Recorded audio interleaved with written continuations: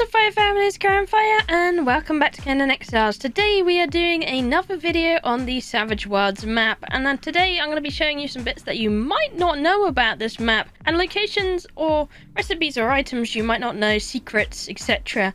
Let's dip into a few that I've found over the time and see if you know them. If you don't, then here's some new things for you to learn. Now we come to our first place, and this is probably one of the worst ones because I don't know how many times I've probably gone past this place to actually find it, but there is a secret hole in the ground, and in this hole is a very special recipe to learn, and there's also a very special forge in here too. Something I've been looking for a while actually, and it took me ages to find this thing, but basically you go through here. There's that route that I'm taking, and you see here is the frost forge, here is the blueprints for black ice and frost smithing, and here is the altar to build all of these items in as well. So that's the location of this, and if you want to find it for yourself, you can find it at the Rimfrost Grotto right here on the map, thanks to Architect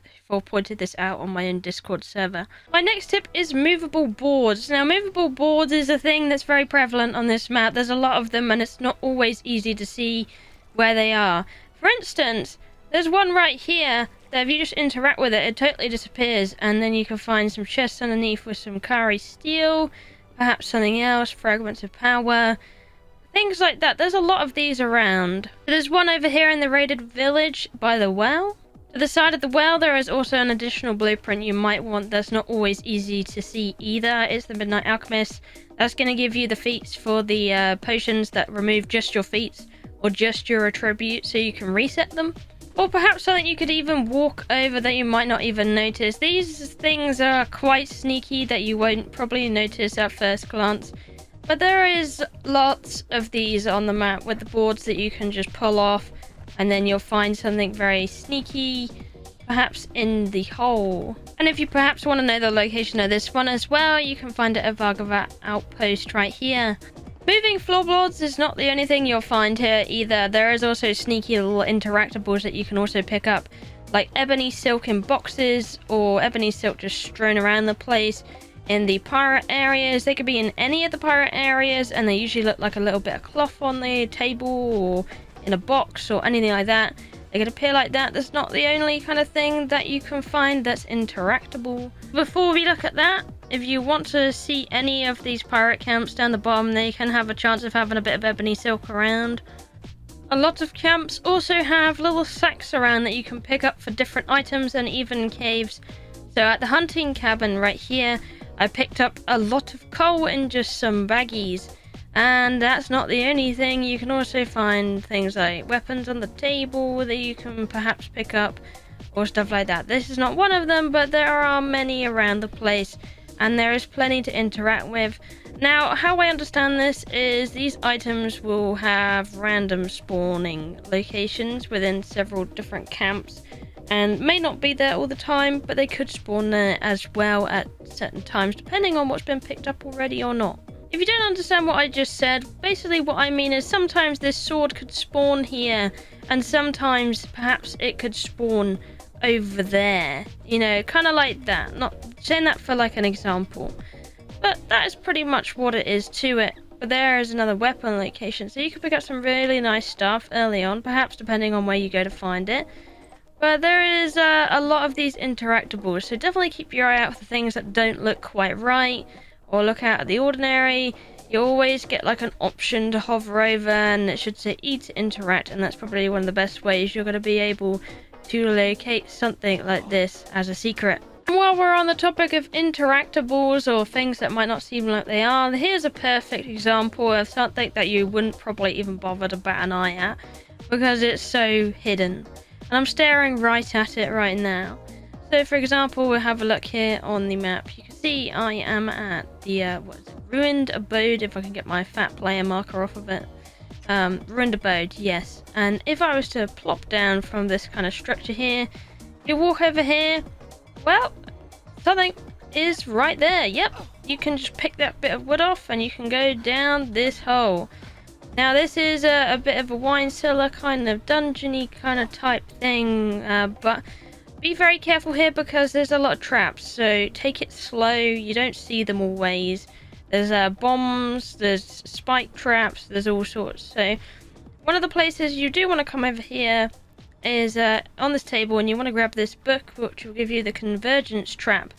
Now, how they work the convergence trap on this map is a little bit different. It even has its own kind of look as well, so do bear that in mind.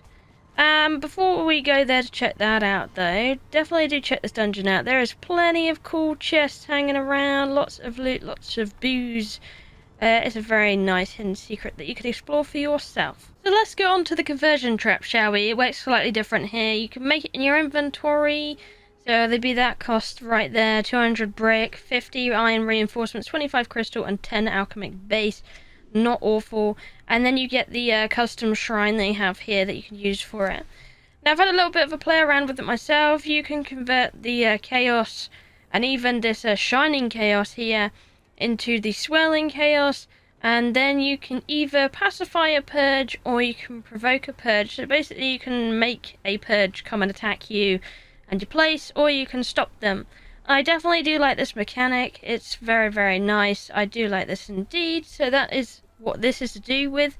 And if you're wondering how to get any of these kind of things, like the essence from this actual map, well, there are a few creatures around that do drop it that are from Scepter that you can go ahead and kill. A really easy to find quick example of finding one of these elder things would be in the crater. You really can't miss it, and you got this dude. And he's going to drop you some nice stuff if you do kill him. He's a free skull boss, so you could definitely have to be careful. He's quite deadly. Once you get rid of him, you can go ahead and farm him up. So let me grab my pickaxe. Probably need a better quality for better stuff, but you can see if I go and hack him up, I got a little bit of essence out of him. He gave me a unstable, he gave me a grader, he also gave me a molten heart, which is a part of what Scepter's about. You can use it in your furnace and stuff like that, so it's nice like that because you can use it as a long-term fuel. But anyway, we're not here for that, we're here for the essence. So you pretty much, you know, go ahead, you whack it in, and then you go and craft one up. It's really quick. As long as you have your fuel for it, you can go ahead and do it. You mean, I'm crafting one of these. Let's see how it goes. It sounds like I'm cooking bacon while I'm doing it, so that's even better. It gives you plenty of time to cancel out if you don't want this. But now I've done it, it's shot a laser beam into the sky, which is really cool.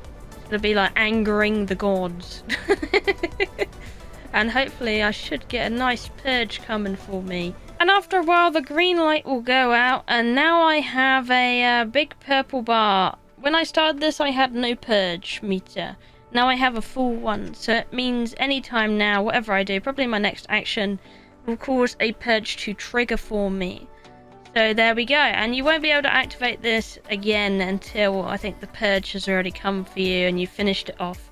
Coming back to the topic of interactables, it's very important because it also involves creatures, and if you want to tame anything, then this is another way to go about it. Now, I found a few of these special little things lying outside of the entrance within these yellow things, these little sand anthills. But today, I believe there's one up here of what we're looking for. Yeah, here we go. Here's a little egg on the floor. You found yourself a sand reaper egg. And you can find these kind of things all over the map in this kind of fashion, usually where the creatures would be. So in this place in the map, I can get myself some sand reaper babies if I really want to. There's also places over this way, I believe, where you go and learn Decado. Yeah, over here. I found a basket of spider eggs over here too, which gave me about 5 to 4 spider eggs, if I remember right. And there's also other places that do it too.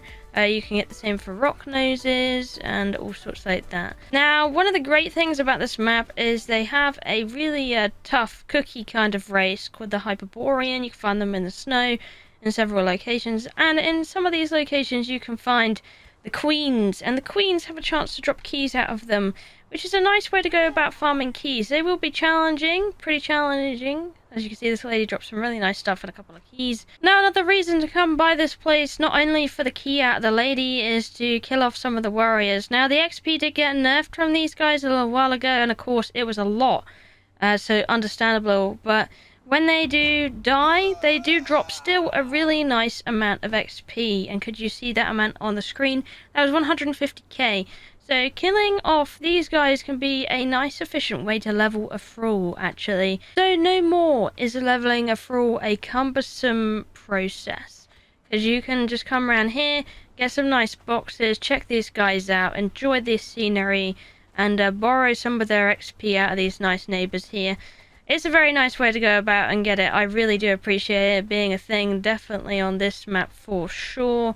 It makes things so much nicer to do instead of having to grind and grind and grind on several different thralls and not get the right perks. It's happened a lot, we all know about it, but with this, it's a little bit nicer to be able to level the thralls and get them to a place that you want them and still enjoy the game. Anyway, that's some of my tips and knowledge I'm sharing with you today that you might or might not have known about. Let me know if you have any more kind of tips or spoilers you'd like to release in the comments to tell others about. It might be an interesting discussion. There's a lot of things on this map that you're like, oh my goodness, you've been there like 100 times, but you've never seen it, kind of thing. There's a lot on this map. It's a great map. If you haven't played on it, it's a PC modded map, unfortunately, for the console people. But if you are on PC, definitely go and check it out. Give it a thumbs up. It's an absolutely brilliant mod. The modders working on it as well are absolutely brilliant people. So definitely give them a thumbs up, you know, share the appreciation, have a go. And anyway, thank you for watching. I love you all, and I'll see you in the next one. Bye-bye!